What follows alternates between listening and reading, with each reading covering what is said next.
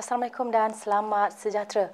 Baiklah, Met Malaysia masih lagi mengekalkan amaran angin kencang dan juga laut bergelora kategori pertama dan juga kedua untuk kawasan yang telah ditandakan berikut. Amaran ini adalah berkuat kuasa hari ini sehingga ke 6 Jun nanti dan berbahaya kepada semua bentuk aktiviti perikanan, perkapalan, sukan dan rekreasi laut serta bot-bot kecil. Baiklah, seterusnya kita beralih kepada paparan cuaca semasa di Semenanjung Malaysia. Dapat diperhatikan keadaan cuaca lembap, hujan beserta ribut petir kini sedang berlaku di Pulau Pinang, di pedalaman Kedah, di Kelantan, Terengganu dan juga di Timur Johor. Untuk keadaan cuaca lembap di Johor ini dijangka boleh beransur reda dalam masa sedikit sahaja lagi. Untuk kawasan lembap di bahagian utara dijangka akan berterusan sehingga ke awal malam nanti. Manakala untuk kawasan lembap di bahagian timur dijangka boleh berterusan sehingga ke awal pagi nanti.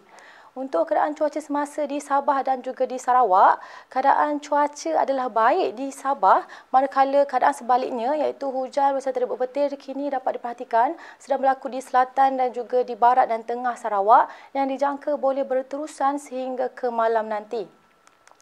Untuk tinjauan cuaca pada sebelah malam hingga ke awal pagi, Met Malaysia meramalkan keadaan cuaca lembap masih berpotensi untuk berlaku dan tertumpu di bahagian timur Semenanjung iaitu di Kelantan, Terengganu dan juga Pahang yang boleh berterusan sehingga awal pagi nanti.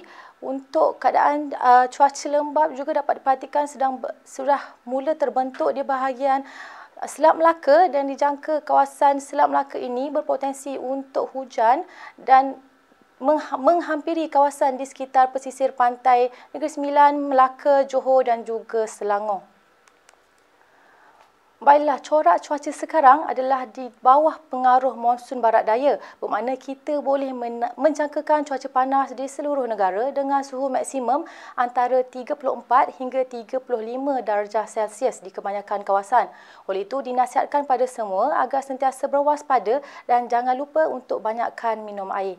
Baiklah, sebelum kita berpisah, mari kita lihat ramalan cuaca bagi bandar-bandar utama dan bacaan indeks pencemar udara IPU di seluruh negara. Saya Anis Asma. Assalamualaikum dan salam Malaysia Madani.